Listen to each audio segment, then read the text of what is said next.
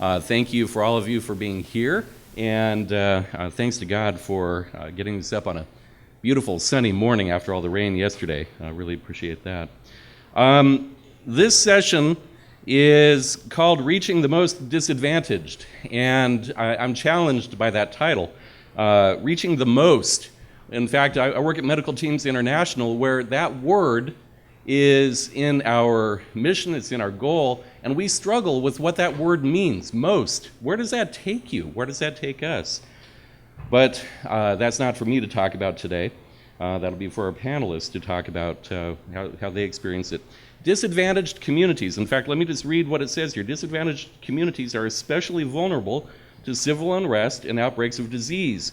Faith-based organizations are on the front lines treating the ill and serving the needs of refugees, and the faith community has a critical role in addressing trauma and calming fears resulting from conflict and widespread outbreaks.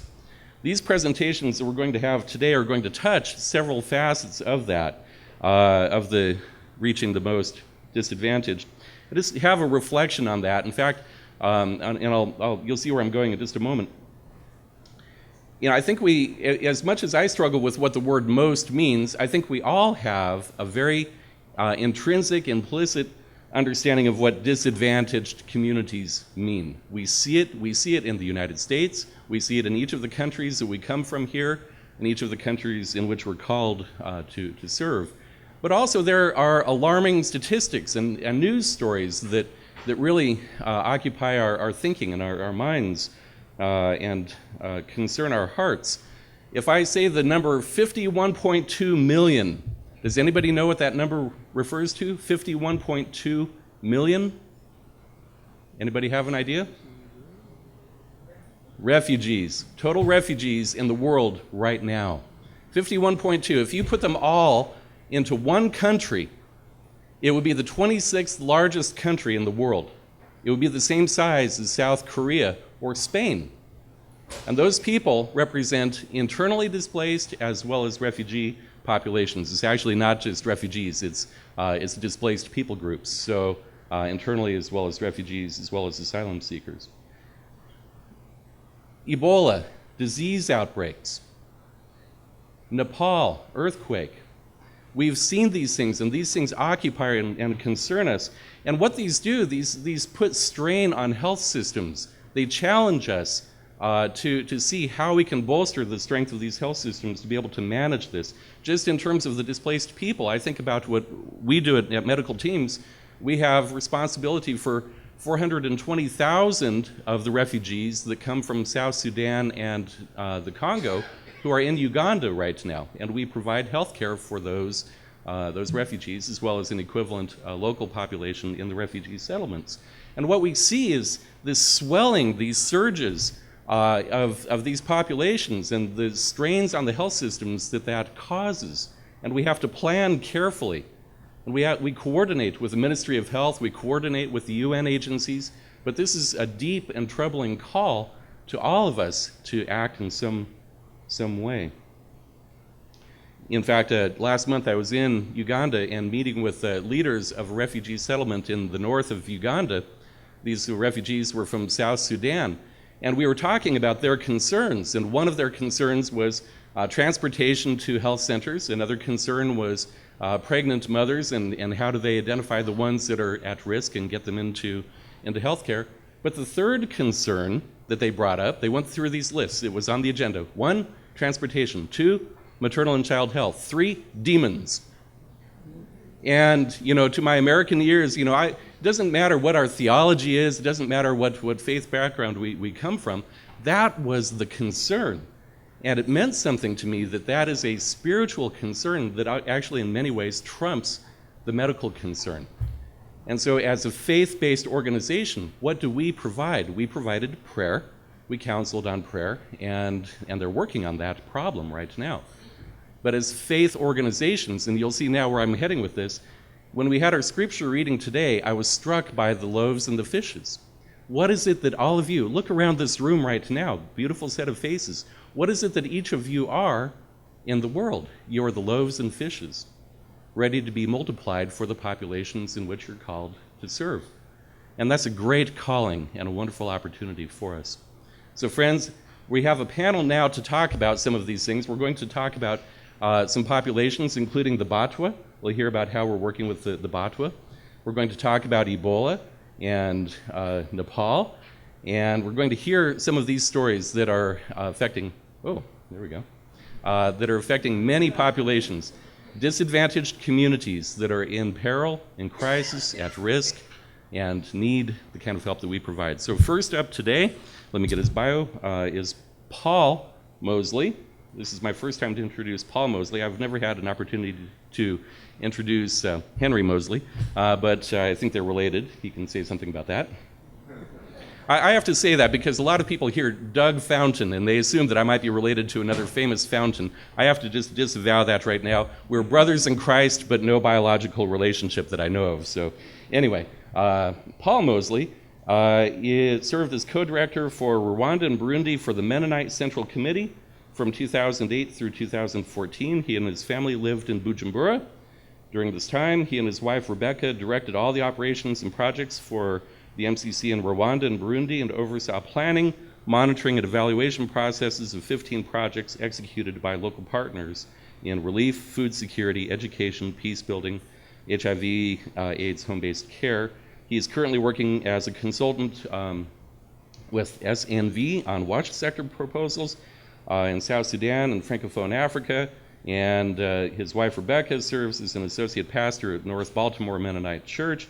They've got two sons, 9 and 6. So we're going to welcome Paul to come on up. Thanks. And by the way, we're going to try to do these presentations briefly because we only have just about 10 minutes each. So they'll move along pretty quick. Thanks. Paul, come on up.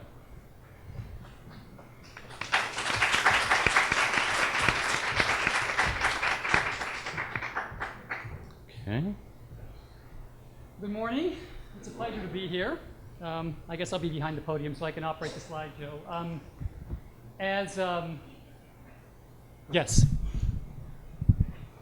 I just want to thank our facilitator for presenting me. And I will say that I've had the advantage because I'm the son of one of the founders of CCIH. I've actually came here since I was a college student. And I remember Dr. Milton Amayan and many people that I've seen over the years of having a chance to participate, but never as a speaker. So it's a pleasure to be here and to be part of this session. I will say that as presenting some of our work with the Mennonite Central Committee, I do feel like I can make a claim to serving some of the most disadvantaged. And in this talk, I want to talk about a group of people in Burundi. Burundi has the distinction of being the country with the lowest per capita income in the entire world.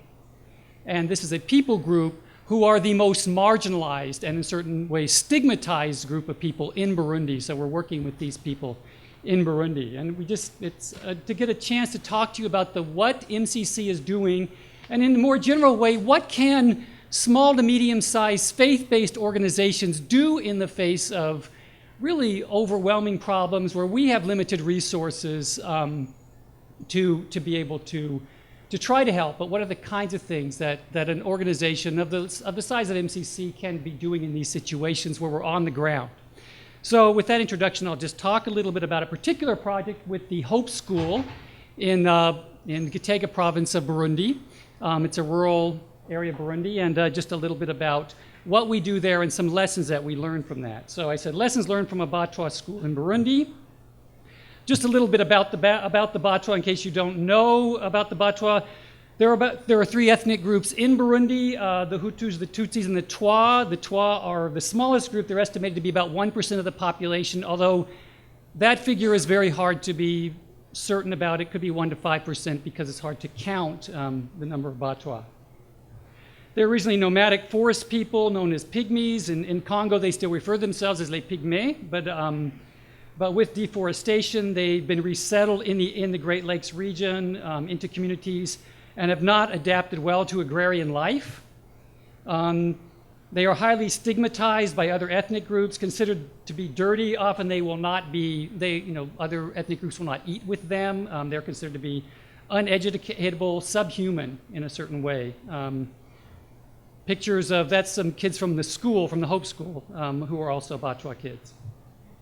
The founders are 2 people, Innocente and Beatrice. And they actually have an organization, a Batwa organization, to further and to improve the conditions of development education for Batwa. They're our local partners. And with them, the school, the idea of having the school was to, first and foremost, to help Batwa integrate into the dominant culture through education. They felt that that was important, that there would be a way for them to be integrated into mainstream culture. So that was the first thing. But the second thing was also to give them a pride about their identity, a very important thing, because if a Batwa is ever does become educated, there's often they will abandon their ethnicity and say that, people will say to them, oh, you're no longer Batwa, you're no longer a Mutwa, now you are somebody else because you have become educated. And I will say in the university system in Burundi, there have probably been less than a dozen people from this population that have ever graduated from a university in Burundi. It's a participant-driven initiative. The school is with student committees, parents committees, teacher committees, and Batwa elders all participate in this project. Just by way of background, Innocent and Beatrice are Batwa themselves. So they were raised as orphans in different ethnic groups and identify strongly with the plight. So they're our local partners, very capable. They started the school as a Sunday school to basically share the gospel, but found that children had no reading, had no clothes, and realized they had to start even more basically with a school, even to be able to do a Sunday school. Just some approaches that MCC has. MCC made a very difficult decision that they would support core costs, which is not normally typical of an NGO to support the core costs, but we decided that we would take on the project of providing teacher salaries every year. That's the salaries for everybody in the entire, for the school, which, just for information by way of cost, to provide salaries for teachers and administrators for the entire school for 1 year cost about $23,000.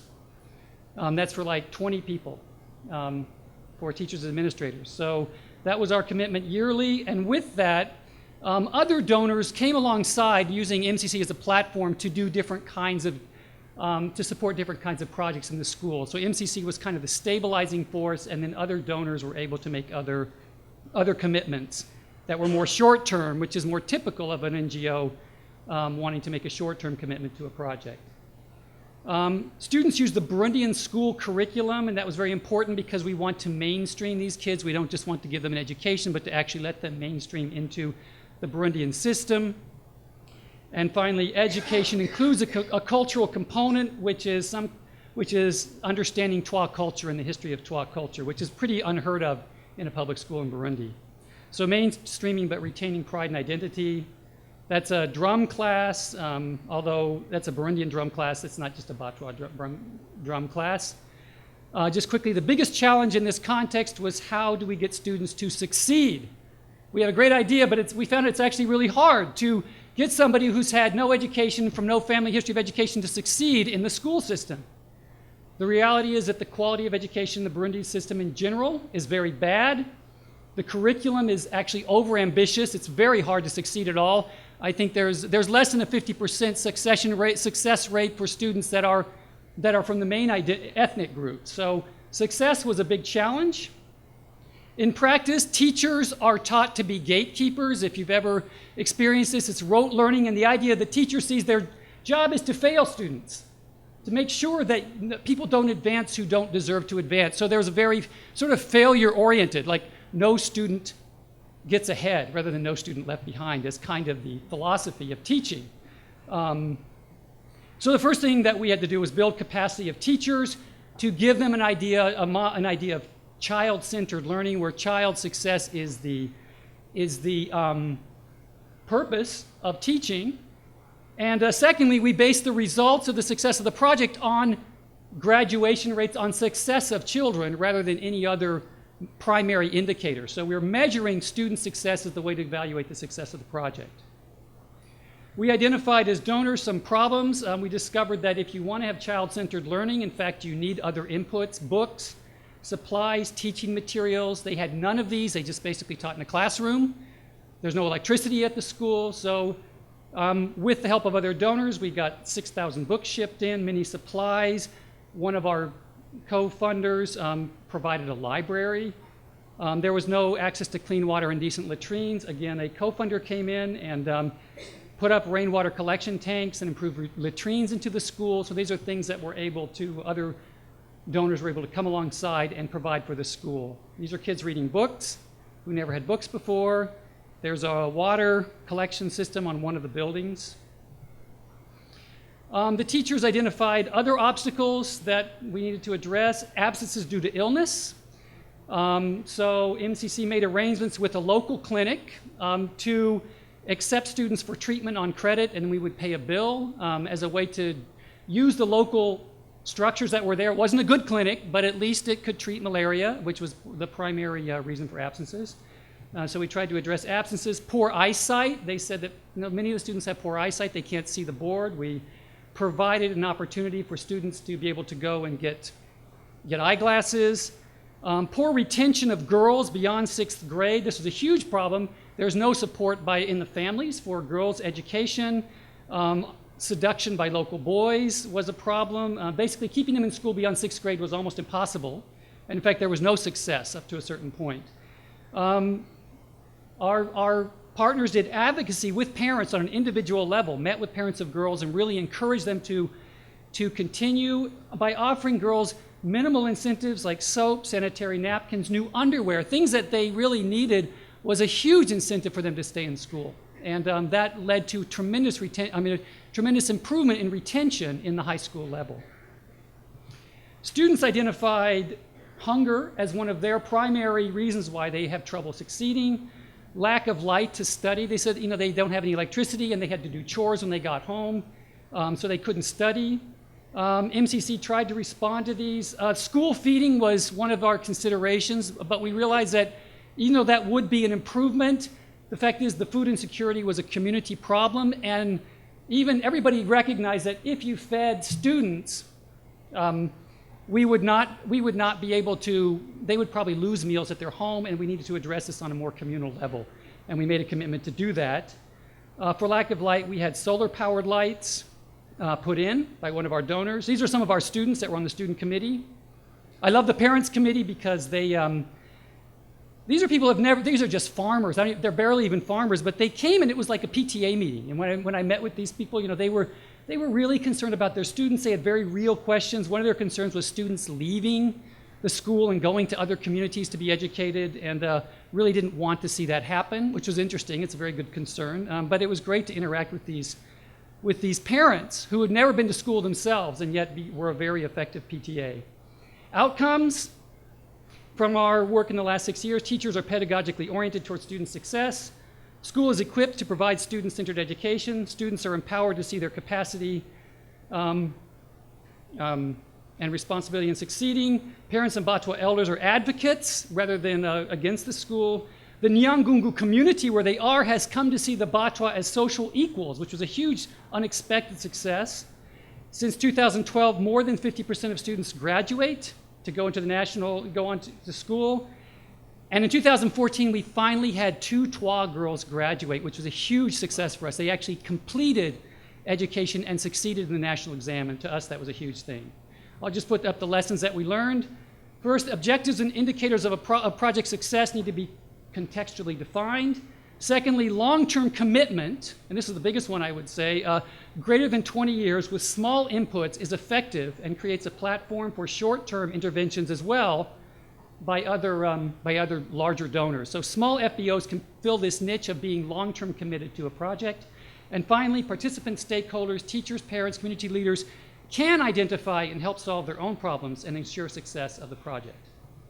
Thank you for your time.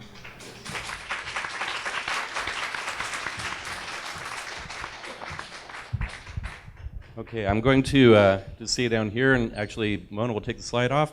I'm going to introduce Ann Peterson as the next speaker. We know her as the chair of the board. That makes her my boss on the board. And we also know that she's worked in policy, academia, and applied levels in many influential institutions. What you might not know about Ann Peterson is that she has a life goal on her bucket list, one major goal, which is to hug babies in 100 countries. And you are at what number now? 69. 69. So she needs help, friends. We need to help her get to those remaining 31 countries. So, Anne, over to you. Thank you very much. And to hold babies in 100 countries is really a surrogate to being involved in their lives and improving their health as much as I can do. I'm hoping to tell you a story about how CCIH and the faith-based organizations have really addressed some of these issues, not just of poverty, but of the response of the faith community. Last year, I was busy running a school of public health, and Ebola came, and I had absolutely no role in responding to it, but God put it on my heart, and I said, certainly somebody's paying attention to the communities. And I kept hearing about Ebola treatment units and PPE and, all of the treatment. I'm going, but where are the people in community? So I started to ask around. You heard from my friend Susan yesterday. I called Susan and I said, tell me I'm crazy. And she says, well, I'm happy to tell you that, but just give me a little more background on why you think you're crazy. And I said, I think I have to go to West Africa. And she says, you're not crazy. I'm being called to do exactly the same thing. And so Susan and I have been friends for more than 20 years. We've never worked together before. And suddenly we were going to West Africa, very specifically to look at what was the faith community doing. We went to both Liberia and Sierra Leone. That was when Liberia was at the height and just about to come down, though we did not know that, and Sierra Leone was still on the upsurge. And Susan's role was really that government to faith community, which is a completely out-of-the-box assignment for a CDC epidemiologist. And World Vision very graciously offered to send me and connect me with all of their partners, as well as CCIH and many of the connections I got through CCIH. And so we started talking to people in the slums and rural areas of Liberia and Sierra Leone. So this is maybe the context. At that time, there was really high media penetration of the main messages, but people still weren't showing up at the Ebola treatment units. They'd been told that Ebola was a terrible and fatal disease, and one of the responses was, if I'm going to die anyway, why would I go to a Ebola treatment unit and die in hospital? My family never sees me again and never gets to say goodbye. So wouldn't it be better to die at home? The don't touch, which is completely correct from a infection control perspective, is totally irrelevant and unfeasible if you're a mother with a young child. I mean, how does a baby change its own diapers? And feed itself. So we gave medically correct messages, but not community correct messages.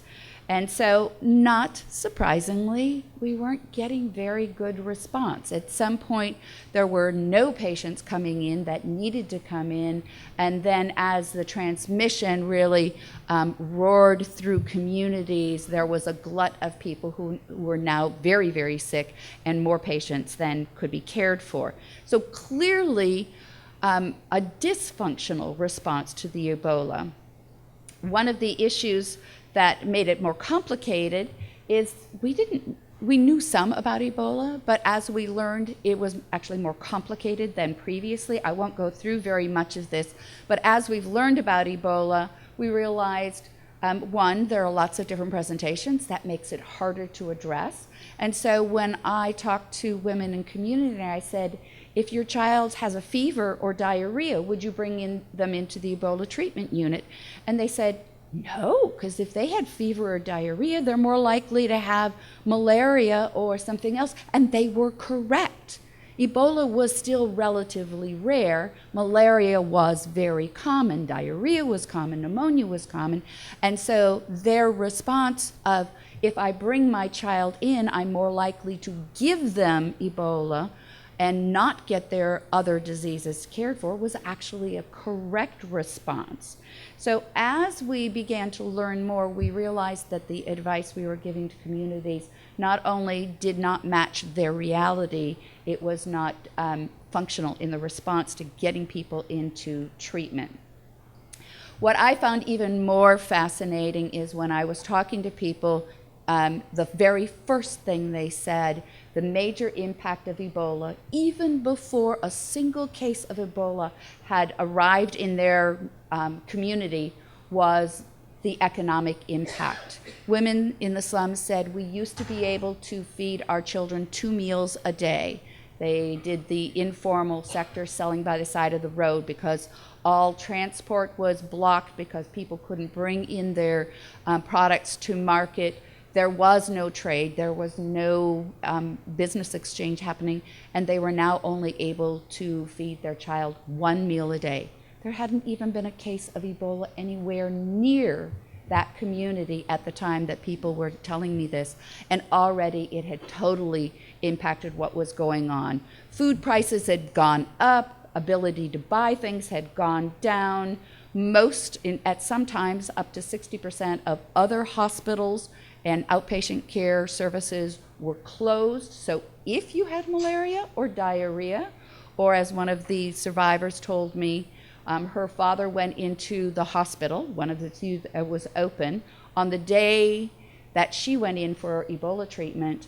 On the day she began to recover from Ebola, she got word that he had died of hypertensive crisis, because so many of the other services were closed, broken, or healthcare workers had themselves succumbed or left the sector. Schools were closed in both countries for most of a year, and the number of young girls who were getting pregnant, either sex for food or abuse, was skyrocketing. So in a small village, 112 girls were pregnant. And this was within months of the beginning of the Ebola epidemic. So while we're talking about Ebola as a horrific disease, that's certainly an infectious disease, a contagious disease that needs to be stopped, there were all of these other issues that were happening that nobody was paying attention to. And if you talk to the people on the ground, they said these are even more important to us than what is happening in Ebola. One World Vision staff person said, if my grandfather were to die of Ebola, I would rather get Ebola than dishonor him by not having an appropriate funeral for him. So again, the cultural issues really driving some of the people's response. So what do the faith-based organizations, oh, here's Susan's data that she added for me. If you look at just the kids very, very directly related to Ebola, you can see the number of cases of Ebola, but the number of children orphaned or this doesn't include malaria, this doesn't include pregnancy or any of these other things, much, much higher. I actually think, if you look at all of these other things that happened because of Ebola, the consequences, but not Ebola cases, I think that there are probably tenfold as many deaths due to Ebola than were actually Ebola deaths in these countries. We've got good evidence from conflict zones that when you break access to care, that's about the proportion between the non-direct causes of death to the direct causes of death. And you can see from untreated malaria, women dying in childbirth. Wow, if you're afraid of Ebola, and bodily fluids, delivering babies is a really scary thing. So incredible issues around the non-Ebola consequences of Ebola. So what can the faith-based communities do? Clearly getting messages out there are really important. At the beginning of the epidemic, communities were treated as passive vehicles or the ones who were suffering from it, but they weren't empowered, they weren't brought into it. And as you can see, and many, many of you know, that those who are most at risk are also those who care most. Those mothers want to keep their babies safe. And if you empower them and give them the right messages, they absolutely will be our best respondents. The faith community did respond, and I'm really proud that, you know, with each one of these major events, the faith community is doing better and better. It was a little mixed. There were still some less than optimal messaging, but there were also some fabulous responses from the faith community. I'm going really fast because Pamela's already given me the word. So there are 5 key areas I see of the faith-based Ebola response. Is first, definitely to stop Ebola and the spread of it. And I was with World Vision, so I saw what they were doing. They went and they started helping with burial. Who would have thought World Vision would be helping with burials? But to bring dignity to it so that the community would participate safely. Home protection, treating patients. Really important is the whole social mobilization. What's the role of churches and parachurches and faith-based organization is to get the messages out in a way that the community will understand, that are feasible, but also are actionable and in their own language. One of my favorites, I still get data every single day from Sierra Leone from the General Secretary of the Council of Churches. He sends out how many new cases, how many deaths, how many survivors. So just communicating to the public what is really going on. But the faith leaders initially knew nothing about Ebola. They also were afraid of Ebola.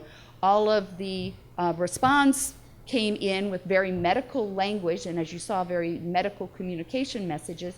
And so faith leaders, FBO leaders, church leaders, in this case Muslim leaders and imams, needed to be able to take that medical language and turn it into faith and community language. And again, there was a lot of really great work at getting correct faith-based language that addressed the issues of the people. So address getting fear of Ebola, the abandonment issues for children was just absolutely heartbreaking. Double orphans, because these are countries that had been in conflict, and so there were many single-headed households, and those adults now got Ebola and died. So the number of double orphans in Sierra Leone are like nothing I've seen in any other country. And then the massive indirect impacts of Ebola. I just think the response community totally did it wrong, missed it, in building parallel structures and not addressing the other. They stopped doing malaria treatment, they stopped doing immunization, they stopped vitamin A distribution, and that will have resounding effects over the next year or more, and we could have done it differently. I won't go through this, though it's one of my favorite. A rapid diagnostic test would have changed both the health system's response and the community's response. If that mother in the slums had known she could go to a hospital or an outpatient clinic and be tested for Ebola, and if it wasn't the Ebola, get malaria treatment, it would have made all the difference in the world. So this is still something that needs to happen, and because of the distrust, we need faith leaders to begin to prepare communities so that when the rapid test is available, it will be accepted and used and do the kind of transformation in all of these areas that we know it could make a difference. I'm going to give 20, maybe 30 seconds on Nepal. I just got back and it was heartbreaking, astonishing. You can see that I'm looking out over the destroyed school that was just in the process of being built, and it was just completely decimated. AmeriCares did its classic response. We chartered a plane and within a few days got $1 million worth of medicines and medical supplies in. And we were so successful that the government let us bring lots and lots and lots more. And suddenly we realized we had more medicines and medical supplies that were needed than we had people we knew to give them to. And so I connected with Kathy, who gave me a list of names, who connected me with Purnima, who is here from Imamura Hospital, just south of Kathmandu. And so I went to visit, And she said, yes, we need some medicines and medical supplies. I had previously gotten a handwritten list from one of the district hospitals, but we got the medicines and medical supplies to one of our CCIH partners, to Purnima. She got it out to 15 different districts all across, and that would not have been possible without CCIH and one faith partner connecting to another faith partner through this networking association. So thank you all.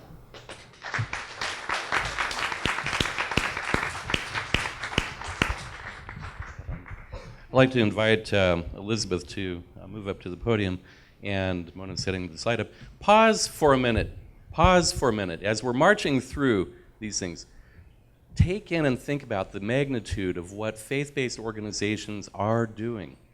Think about the fact of the hope that is in Christ that is part of what we offer.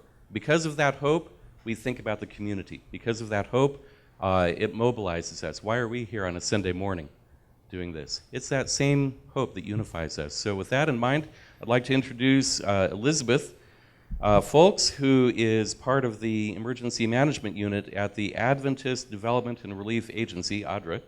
And she's helped to lead their Ebola response, working closely with offices in Liberia and Sierra Leone. She's got a bachelor's in nutrition from British Columbia, master's in public health from Loma Linda, and has worked on community health projects in, Southeast Asia, Eastern Europe, Latin America, Canada, and the US, and enjoys building partnerships for increased impact. So Elizabeth, over to you. Thanks so much for the introduction, Doug. Great to be here this morning. This is my first CCIH, so glad to be here, and nice to see some familiar faces in the crowd. As Doug mentioned, my name is Elizabeth Foulkes, and I work on the Emergency Management Unit with ADRA International. If you're not familiar with ADRA, we're the Adventist Development and Relief Agency based close by in Silver Spring, not too far away, and we have a presence in somewhere around 120 different countries around the world. ADRA started responding to the Ebola crisis in West Africa in July of last year. And we started out just simply helping to distribute and bring in shipments of PPE to provide to clinics, personal protective equipment, the gowns, masks, and gloves that you see so often in the news. And over the past year, we have implemented a number of projects in both Liberia and Sierra Leone that have focused on Ebola awareness and prevention, Ebola treatment, and recovery from second-order impacts. So I know our time is short, but I'm really quickly just going to share with you some of what these approaches and activities have been, how partnerships have played a role, as well as some of the lessons that our staff in Liberia and Sierra Leone have learned so far. And I have lots of photos, so I hope you like photos. Before I go too much further, though, I want to introduce you to Henry Toney. That's him in this photo here. This photo was taken by a colleague of mine at the ADRA Liberia head office in Monrovia in March of this year. Last fall, Henry and his wife were excitedly preparing to receive their first child. His wife was pregnant, but she became infected with Ebola. Henry thinks from the nurses who were giving her obstetric care. We will probably never know for sure where she got Ebola from. She went through treatment, but she passed away on October 13th. A week later, Henry started to experience the same classic Ebola symptoms. He had a fever, he had diarrhea, and he was vomiting. And so he went to the Ebola treatment unit, he received treatment, and 2 weeks later he was released, he was declared an Ebola survivor, and he joined the ranks of approximately 5,000 Ebola survivors who are in Liberia currently, and around 16,000 who are currently in West Africa. Henry is 31 years old, and in addition to losing his wife and his unborn son, his mother and his grandmother also passed away from Ebola. He still suffers from some little understood post-Ebola symptoms, such as numbness of the feet, and so it makes it difficult for him to walk, and doctors don't really know why this is happening to him. But I'll come back to Henry's story shortly. Early in the Ebola response, ADRA was focused on preventing the spread of Ebola through awareness and wash infrastructure. This is one of the 6 40-foot containers of supplies that ADRA was able to ship and distribute during the crisis. This one's filled with latex gloves, face masks, face shields, other things like that to provide to clinics who needed to keep their staff safe. This is a partner that we this is a hospital that we partner with in Monrovia. At one time, they were the only hospital accessible that was not treating Ebola patients. So they were treating all the pregnant moms, the people who had car accidents, the elderly people with cardiovascular problems. This was the one hospital that remained open to treat those things. But they still needed to keep themselves safe. What if an Ebola patient came through? So with one of our partners, Global Medic in Canada, we were able to set up some tents outside of the hospital. And these were used for a waiting area, for a triage area, and for a quarantine area in case somebody needed to be quarantined. This is one of the tents that was set up. One of the other main activities was with community awareness and sensitization. The global community at several times throughout the response emphasized how education and not just clinical treatment and contact tracing was a key part of the response, and this is one area where ADRA was able to contribute. In Liberia, ADRA worked with communities to conduct mobile audiovisual awareness campaigns, and in total they reached over 14,000 people to let them know what Ebola is and how they can protect themselves and their families and communities. Sometimes they were conducted at night so that different people could attend, all different age groups were able to attend, and they had a video that was played that really caught the community's attention and helped them to understand the facts about Ebola. In addition, hundreds of hand washing stations were set up with buckets with spouts and bottles of chlorine that were distributed, and they were set up as community hand washing stations at strategic points throughout the community. In the communities, health committees were set up. These had representatives from women's groups, students, the economic sector, and these committees were in charge of maintaining the hand washing stations. They were in charge of spreading the word about what Ebola is and isn't, and distributing informational materials. Our Sierra Leone staff conducted similar awareness trainings in the communities where they work also. Our ADRA Sierra Leone office has been involved in a very interesting project. This is their primary response to Ebola, and this was in conjunction with Plan Sierra Leone, and they helped to operate the decontamination and replacement teams out of Hastings, just outside of Freetown. These teams were composed mostly of young men. They had vans they would work through, and they would visit the homes of people who were sick with Ebola or who had passed away from Ebola in their homes. So they would go in, spray down walls and other things with chlorine, take away infected mattresses, bedding, mosquito nets, other potentially infectious materials that couldn't be easily decontaminated. And then the replacement teams would come through. This is one of the kind of unfortunate scenes dealing with Ebola waste. And then the replacement teams would come through and they would provide a replacement mattress, clean bedding, clean mosquito net, so that people had something safe and clean to sleep on again. This photo here is in Lofa County in the north of Liberia. This is an emergency food distribution with WFP. Food insecurity was increased during the Ebola crisis, and so this project helped to address that. We distributed food to over 134,000 beneficiaries, and at the same time used this opportunity, again, to educate people about what Ebola is and isn't, and how they can protect themselves. ADRA Liberia also focused on supporting Ebola survivors and working with the local survivor associations and county health teams to identify and help meet the basic needs of individuals who survived the virus but lost their families, their homes, or their livelihoods. Many survivors are unemployed, and many have lost their homes, their belongings, or social supports due to the rampant fear and stigma that still exists surrounding Ebola. We were able to provide over 800, so far, survivor kits to survivors to get them started up again, and these included mattresses, bedding, food, sanitary supplies, basic household supplies that they needed.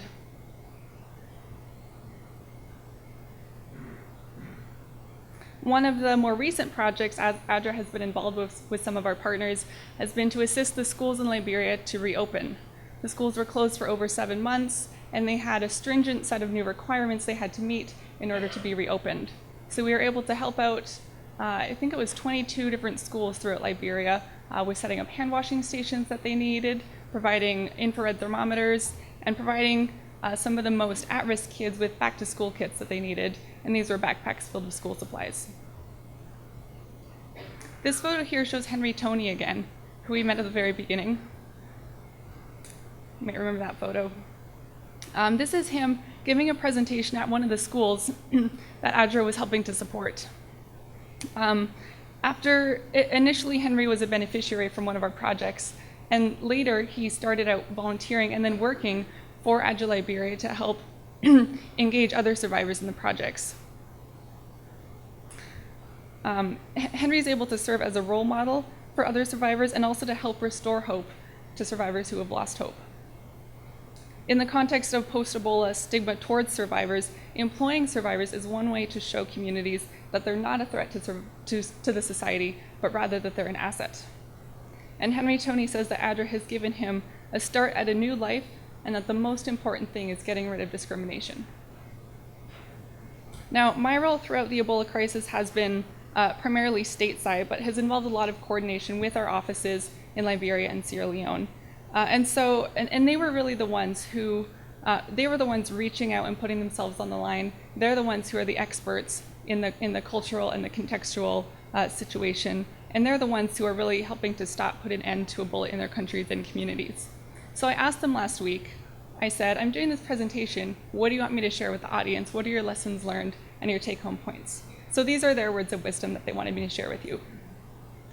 The first thing is that Ebola cannot be tackled by health professionals alone.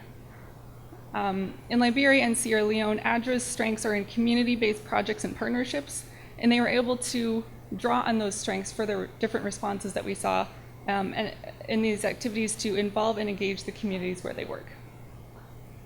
The second point they wanted me to share is that survivors can and need to help with the response and not just be responded to. Our Liberia office has engaged survivors working as mobilizers, interpreters, and with the awareness campaigns. And the Liberian Ministry of Health has asked agencies to employ survivors as a step towards restoring their livelihoods. Involving survivors helps to restore hope and self-esteem among survivors, and it is a necessary step to address where the second-order impacts of Ebola have been most severely felt. And the last comment that I want to share with you that was shared with me in addressing Ebola is to have no panicking. The culture of fear that surrounded Ebola during the time of the crisis did not help with the response. It made it worse. Fear drove dramatic actions that by individuals and governments that did not make the best use of resources and that did not demonstrate confidence to the communities that they were working in. So a keep calm approach was recommended, and that's the last word of wisdom that our office in Liberia wanted me to share with you. That's all I have for you, but I hope you found this interesting, and I look forward to any questions. Thank you very much.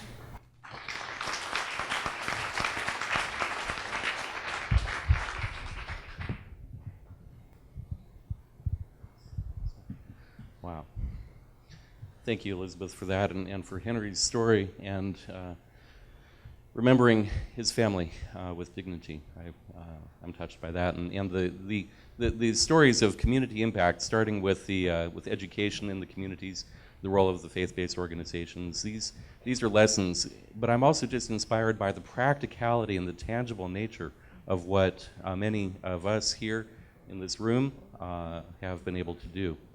So with that in mind, friends, I'm going to introduce you now to Patricia Kamara, who's the Executive Director of the Christian Health Association of Liberia. Has been that since 2014. She has led CHAL as a grantee to Phase 2 of the Global Fund Malaria Round 10 project. Prior to that, she was the Assistant Minister for Research and Technical Services at the Ministry of Gender and Development in Liberia.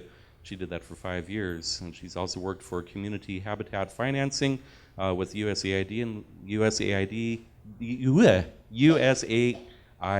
got it right, in Liberia, Catholic Relief Services in Sierra Leone, and the WHO in Liberia. So, Patricia, over to you. Thank you very much for that introduction. I'm grateful to be here to take part in this CCIH conference. CHAL has been working with faith-based facilities for the past started 1975. We look at the situation first in Liberia. Liberia has experienced war 14 years, leading to 250,000 deaths, laboring Liberia, making Liberia to be one of the poorest countries in Africa. It has a strong Christian background, traditional and cultural belief as well. Health workers, we have a total of 9,587. And out of this, we have the health facilities in Liberia, 656, out of which we have 404 public health facilities and 252 private facilities, which also includes the faith-based facilities. There are shortages of medicine and medical supplies, poor community engagement. We were trying to put the broken pieces together when Ebola came. And when the Ebola came, it did not only expose our weak health system, but also the death toll and suffering was unprecedented and devastating. You can see the graph that shows it started in March. By the time we got to May, September, it has hit the peak. In May this year, we declared Ebola free.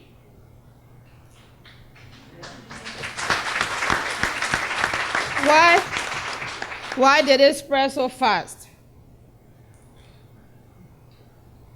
Lofa County was the entry point of Ebola. And one of our facilities is situated here in Lofa. Lofa County is also bordering with Guinea and Sierra Leone. So the disease spread from Lofa, came down to Bon, Monserrado, and then Cape Mount as well.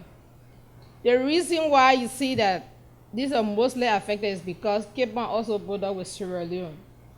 In here, there was so much death in Monserrado because of the population density here. And the traditional practices are also high in Cape Mount and then also in Lofa County. So it spread so fast. What was the impact? We had 4,716 deaths, 370 health workers were infected. Out of that, at least we had 178 died. And then there was also, this included health workers of all types. The survivors were traumatized, especially the health workers in a health facility. Losing 4 or 5 of your workmates is very much traumatizing. Our hospitals that we depended on, the Cali Hospital, Phoebe Hospital, even the government hospitals were closed. Government hospitals, the faith-based remain open. Most of them remain open. Out of the 5 faith-based facilities that charge control, 2 of them were closed. Lack of normal health services, as our previous presenters have said, and there were deaths of pregnant women, delivering even outside of the hospital facility. Interruption in routine services. Yeah, the medicines and medical supplies were in shortage, or even sometimes was not even available because why? Borders are all closed. There was no way to bring in supplies. Community engagement, there was distrust in the health system, poor attendance at health facilities, because you go to the hospital to get treatment. But when you get there, the hospital is closed, or either there's no drugs to give you. So for that reason, the community did not no longer trust the health facility. The Ebola outbreak disrupted potential growth. We were aiming at 5.9%, but it drops to 2.5%. Adverse impact on food security, we believe in agriculture, but because of the Ebola outbreak, people could no longer do farming, and then there was no way to even get food from across the other countries because of the border was closed. Disruption in education, closure of all schools, other social impact also have affected the family, separation. Husbands could not tell their wives, I'm sick. Wives could not tell their husband, I'm sick, I have a fever. Children were afraid to talk to their parents when they are sick. Workmates could not even tell their friends, I'm sick. So that's how it was. We were no longer hugging people or hugging one another or shaking hands because we were the fear of Ebola. Sporting activity had all come to a halt. What did CHA do? CHA was established in 1975 with the aim of ensuring that faith-based facilities provide quality care. And it has 5 hospitals, 8 health facility centers, and 45 clinics in 12 of the 15 countries. It works with 25 to 30% of the vulnerable population in the rural, hard-to-reach communities. Its vision is access healthcare services and healing to the people in Liberia. Mission, of course, is that of our Lord and Savior Jesus Christ. This shows how widespread CHA is.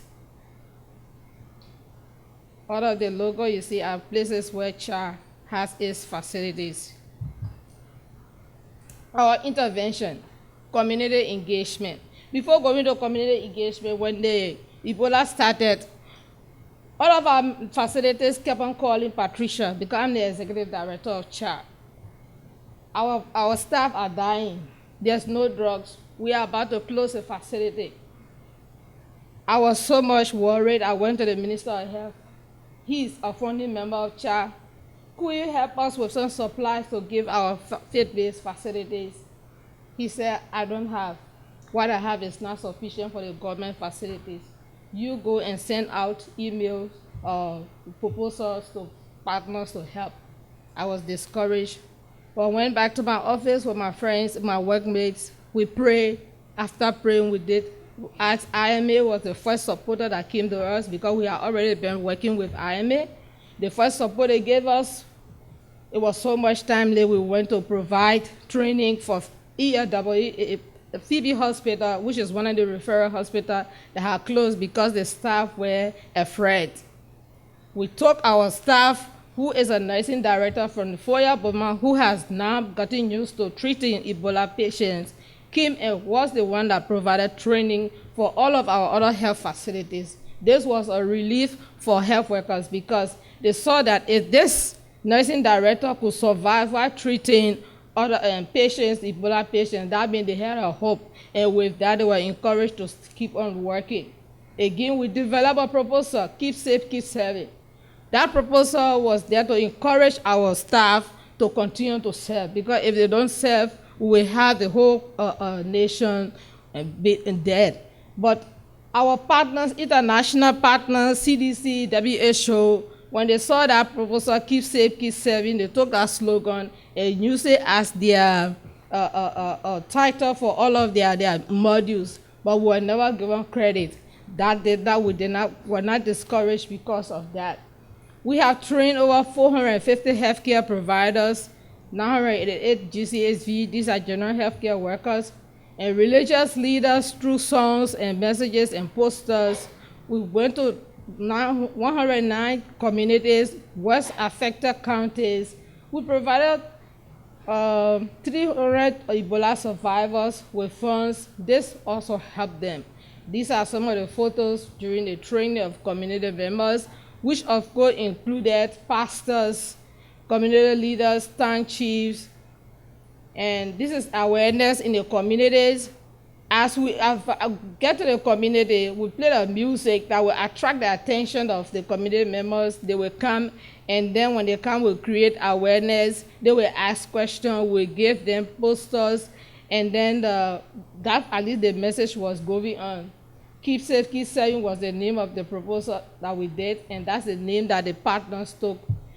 We distributed PPEs worth $269,500. That's the donation we got, and we distributed that, including 17 containers of assorted medicines and medical supply, risk allowance to health workers.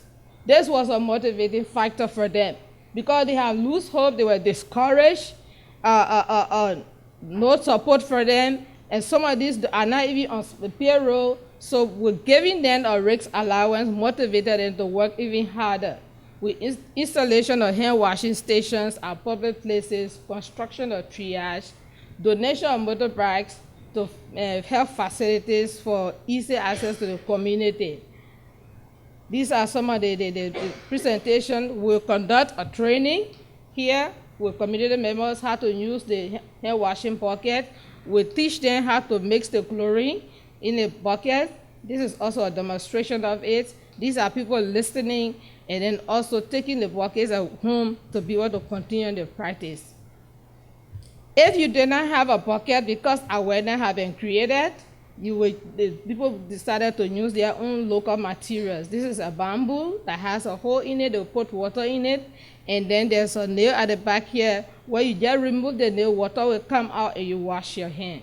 This is a triage we established in one of the communities so that it will first as first entry point before going to the health facility for treatment. This is kits that we distributed. We got from IMA. We distributed to our health facilities. This demonstration of how to wear the PPEs, and then that will help the health workers to be able to protect themselves. Results, because of this we did, Chad now became, had a stronger relationship with the government and other donors as well. Even our member facilities, we had increased from 48 to 58 and donor support from 1 to 3. We have built more trust among our member institutions. We have restored confidence in the health of health workers and facilitated their return. We restored the community confidence in the healthcare delivery system. There was no confidence, but now that there was drugs in the hospitals, there were PPEs, all of these encouraged the community people to go back to the hospitals for services. We build a productive health workforce. Our recommendation is to build a productive health workforce. First, let health workers be placed on payroll. Just for government alone, we have 1,400 health workers that are not placed on government payroll. They only get incentives, and that is not enough. Some of them are not even insured. They are not on insurance.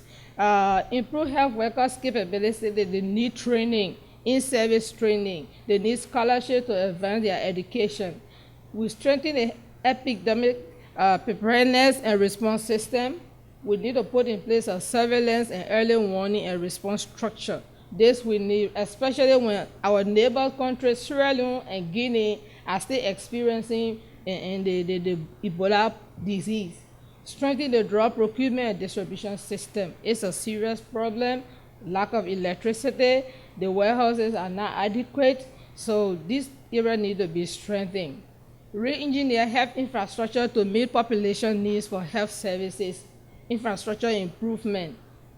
Adequate water provision, especially waste management system.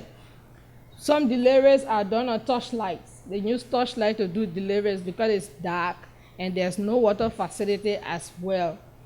We're also talking about continuing to invest in child, so AIDS member facilities. We are the first line responder to help. There's a need to strengthen child and AIDS facilities so that the people, the marginalized people, can get the service that is needed. These are our supporters that have been partnering with us, and our gratitude goes to IMA for being there for us when we needed them so much, as well as all other donors. Thank you very much.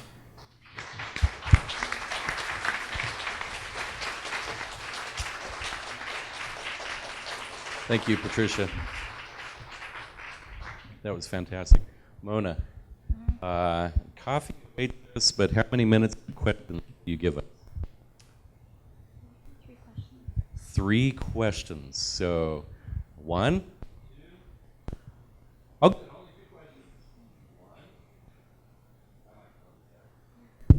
There we go. All right. Go ahead.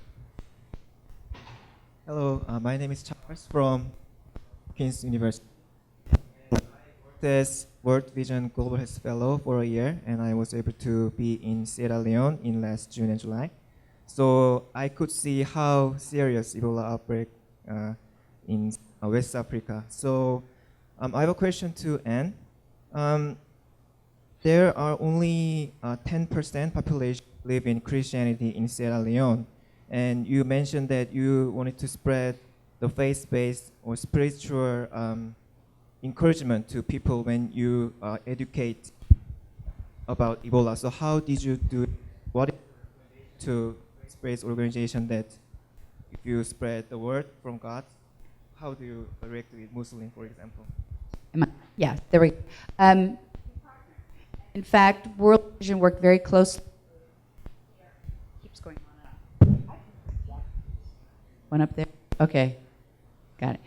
World Vision, who brought me there, worked very closely with CRS, so Catholic Relief Services, and the Muslim Aid. And so while I was there, the three faith groups were getting together and looking at each their individual and putting together common messages around hygiene, around burial.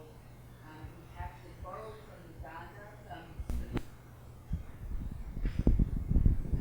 burial guidance for Muslims because they have very, very strong traditions around washing bodies that needed to be addressed from a spiritual perspective.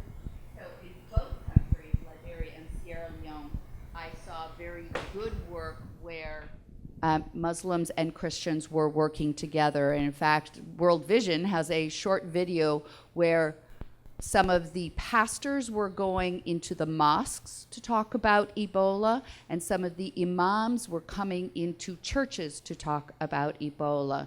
And so there was a very wonderful, unified set of messages.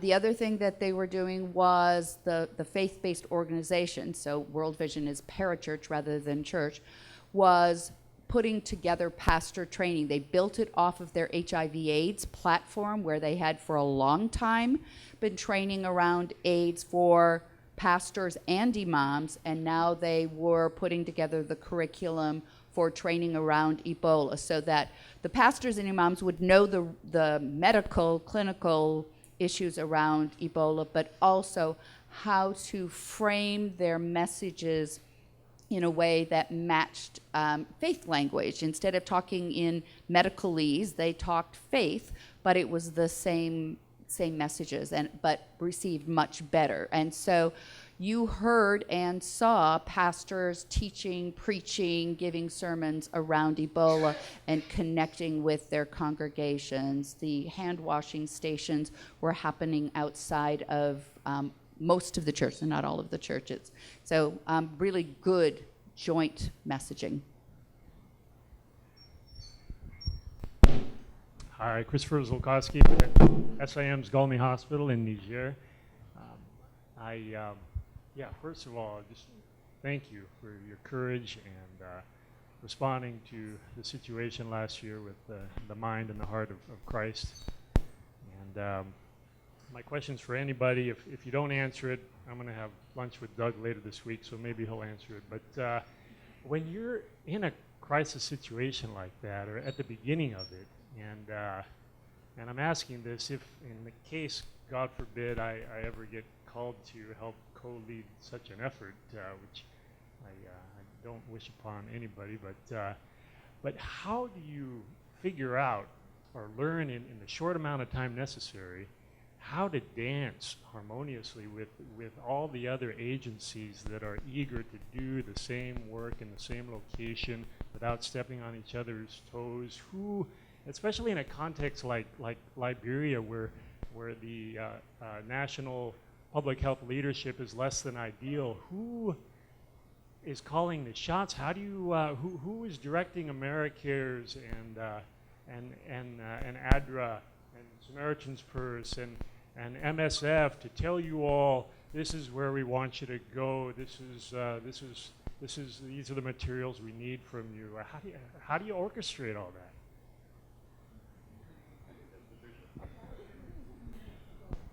Yeah, okay, thank you for that question. Honestly speaking, when the Ebola first started, it was chaotic.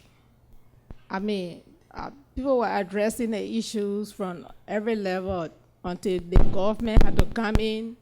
And then when the government came in, they started having several meetings, you know. When they had started having these several meetings, government took charge, and they were based upon the kind of services to be provided. Like, for example, RPC, that's the infection prevention control measures, We had the CDC, WHO, all taking part in those kind of programs. There was very weekly meetings so that activities were shared out. I mean, people knew what to do exactly. So because of the meeting called by the government, the Ministry of Health, now we got to know that this organization was responsible for this, like they asked CHILD to call on the Council of Churches, to call all of the pastors, religious leaders to come for a training, that of which we did. Thank you for that. We are actually out of time right now. I'm informed by our in charge here. So, friends, I'm going to actually thank the panel right now. Join me in that, please.